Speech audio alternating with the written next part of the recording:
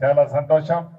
మీ దీవెనలతో వచ్చిన ఈ ప్రజా ప్రభుత్వం గౌరవ ముఖ్యమంత్రి రేవంత్ రెడ్డి గారి నాయకత్వంలో ప్రతి పేదవాడికి వైద్యానికి విద్యకి ఎక్కడా లోటు రావద్దు, ధనికులకు ఏ రకమైన వైద్యమో విద్య వాళ్ళ పిల్లలకి వారికి అందుతుందో అటువంటిది అందించాలనే చిత్తశుద్ధితో రాష్ట్ర ఆర్థిక పరిస్థితి సహకరించకపోయినా పేదవాడే ఈ ప్రభుత్వానికి ముఖ్యం కాబట్టి పేదవాడికి కావలసిన అనేక సంక్షేమ కార్యక్రమాలు మీరెన్నుకున్న ఈ ప్రజా ప్రభుత్వం ఈనాడు గడిచిన 2 సంవత్సరాల 3 నెలల నుంచి మీకు అందిస్తుంది.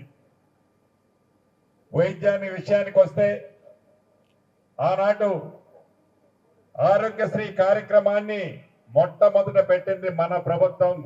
దివంగత నేత రాజశేఖర రెడ్డి గారు ముఖ్యమంత్రిగా ఉన్నప్పుడు, తర్వాత రాష్ట్ర విభజన జరిగిన తర్వాత ఆనాటి ప్రభుత్వానికి చిత్తశుద్ధి లేని కారణంగా నిరుపేదల వైద్యానికి చాలా ఇబ్బంది పడ్డ మాట నిజం. ఎన్నికల ముందు చెప్పిన మాట ప్రకారం ప్రభుత్వం వచ్చిన మరో క్షణమే రాజీవ్ ఆరోగ్యశ్రీ కార్యక్రమం ద్వారా ప్రతి పేదవాడికి 5 లక్షల బదులు 10 లక్షలు ఇస్తాము వైద్యానికి అని చెప్పి అన్న మాట ప్రకారం ఈనాడు రాష్ట్ర వ్యాప్తంగా నిరుపేదల కోసం 10 లక్షల రూపాయలు వైద్యానికి రాజీవ్ ఆరోగ్యశ్రీ కార్యక్రమం ద్వారా మీరు ఎన్నుకున్న ప్రభుత్వం ఈనాడు ఇస్తుంది. మీకు తెలియంది కాదు, ఆనాటి ప్రభుత్వం వివిధ స్థాయిల్లో ఏవైతే మెడికల్ కాలేజీలు కానీ హాస్పిటల్స్ కానీ నర్సింగ్ కాలేజీలు కానీ గొప్పలకు చెబుతూ ప్రారంభించారు. కాగితాలకే పరిమితమైతే ఆ హాస్పిటల్స్ కానివ్వండి, ఆ మెడికల్ కాలేజీలు కానివ్వండి, నర్సింగ్ కాలేజీలు కానివ్వండి పూర్తి చేసి వడిగా పేదవాడికి మెరుగైన వైద్యము ఇస్తుంది ఈ ప్రభుత్వం. దానికి ఉదాహరణ ఈ రోజు సత్తుపల్లిలో 3 హాస్పిటల్స్ ఆనాడు మధ్యలో వదిలేస్తే వాటిని పూర్తి చేసి ఇంతకు ముందే ఓపెన్ చేసుకున్నాం. అదే రకంగా హైదరాబాద్ లో గాంధీ ఉస్మానియా హాస్పిటల్స్ ని ఆనాటి ప్రభుత్వం కార్పొరేషన్ ఎన్నికల్లో అద్భుతంగా కార్పొరేట్ హాస్పిటల్స్ కి ధీటుగా హాస్పిటల్స్ కట్టిస్తున్నాను 3 ప్రాంతాల్లో అని ప్రగల్భాలు పలికారే తప్ప ఆనాడు కట్టల. అటువంటిది మీరెన్నుకున్న ఈ ప్రజా ప్రభుత్వం మెరుగైన వైద్యం కోసం ప్రైవేట్ సెక్టార్ లోని కార్పొరేట్ హాస్పిటల్స్ కి ధీటుగా ఈనాడు ఉస్మానియా హాస్పిటల్, అదే రకంగా మిగిలిన వరంగల్లోని hospital, MJM hospital, Khammam hospital, Nizamabad hospital, Adilabad hospital లాంటిది వందలాది కోట్ల రూపాయలు ఖర్చు చేసి గిరిజన ప్రాంతంతో పాటు ప్లెయిన్ ఏరియాల్లో కూడా అర్బన్ ప్రాంతాల్లో కూడా అద్భుతమైన వైద్యం ఇచ్చే దిశగా ఈనాడు ఈ ప్రభుత్వం పనిచేస్తున్న సంగతి మీకు తెలుసు. ఇంతకు ముందే కల్లూరులో 50 బెడ్ల హాస్పిటల్ ఓపెన్ చేసుకున్నాం, పెనుబల్లిలో 30 బెడ్ల హాస్పిటల్ ఓపెన్ చేసుకున్నాం, సత్తుపల్లిలో 100 బెడ్ల హాస్పిటల్ ఓపెన్ చేసుకున్నాం.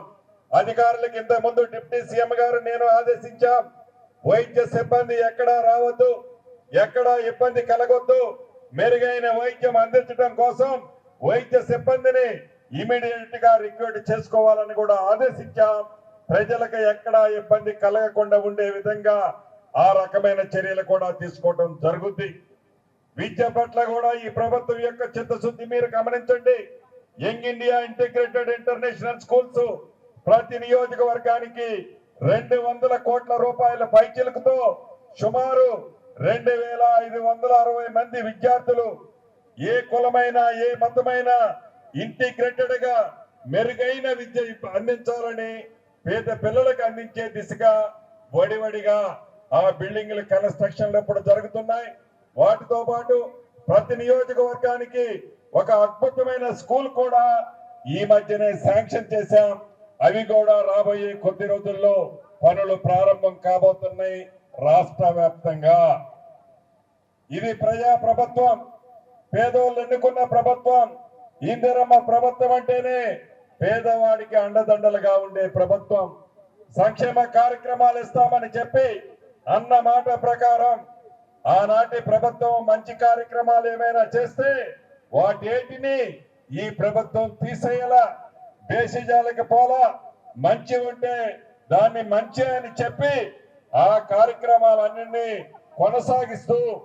కొనసాగిస్తూ పేదవాడి ఇంటికి 200 యూనిట్ల ఉచిత కరెంటు మీరెన్నుకున్న ప్రభుత్వంలో ఈనాడు మేము ఇస్తున్నాం. ఇందాక చెల్లెమ్మ చెప్పినట్లు 10 సంవత్సరాలు రేషన్ కార్డులు ఇవ్వటమే కాకుండా పెద్దోళ్లు తినే సన్న బియ్యం పువ్వ నా పేదింటి ఆడబిడ్డ తినాలని సన్న బియ్యాన్ని ఇస్తున్న ప్రభుత్వం మీరు ఎన్నుకున్న ప్రభుత్వం. ఆడబిడ్డ ఆర్టీసీ బస్సులో ఎంత దూరం ప్రయాణం చేసినా ఉచిత బస్సు సౌకర్యాన్ని కల్పించింది ఈ ప్రభుత్వం. అంతేకాదు 10 సంవత్సరాలు పేదవాడి ఆత్మ గౌరవానికి చిహ్నంగా ఉన్న ఇల్లు కావాలని ఎంత తాపత్రయపడ్డా ఆ దొరలకి కనికరం కలగల. కాళేశ్వరం కడితే 1,00,000 కోట్ల కమిషన్ వస్తుందని కాళేశ్వరం కట్టాడు తప్ప పేదవాడి ఆత్మ గౌరవానికి చిహ్నంగా ఇందిరమ్మ ఇల్లు ఇస్తానని చెప్పి ఆనాటి ప్రభుత్వం మోసం చేస్తే ఈ ప్రభుత్వం మొదటి విడత 4.5 లక్షల ఇళ్లు రాష్ట్ర వ్యాప్తంగా ఇచ్చాం. రెండో విడత రాబోయే కొద్ది రోజుల్లో ఇవ్వబోతున్నాం. మూడో విడత ఇస్తాం. 4వ విడత ఇస్తాం. అర్హులైన ప్రతి పేదవాడికి నీది ఏ పార్టీ అని అడగం, నీది ఏ కులమని అడగం, నీది ఏ మతమని అడగం. ప్రతి పేదవాడికి ఇల్లు ఇస్తాం. ప్రతి సోమవారం నాడు వారు కట్టుకున్న ఇంటి లెవెల్ను బట్టి డబ్బులు కూడా ఈ ప్రభుత్వం బట్టి గారి సహకారంతో డబ్బులు కూడా వారి ఖాతాల్లో జమ చేస్తున్నాం.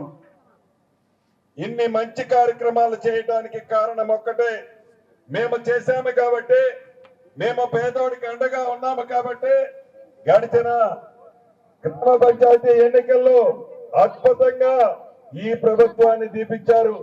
అదే రకంగా కార్పొరేషన్ మున్సిపల్ ఎన్నికల్లో కూడా కని విని ఎరిగిన రీతిలో ఈ ప్రభుత్వాన్ని దీవించారు. మీకు చెప్పిన ప్రతి మాటని, మీకు ఇచ్చిన ప్రతి హామీని రాష్ట్ర ఆర్థిక పరిస్థితి సహకరించకపోయినా పేదవాడి పక్షపాత ప్రభుత్వంగా భవిష్యత్తులో కూడా మీకు అండదండలుగా ఉంటుందని తెలుపుకుంటూ మీ అందరి దగ్గర సెలవు తీసుకుంటున్నాను.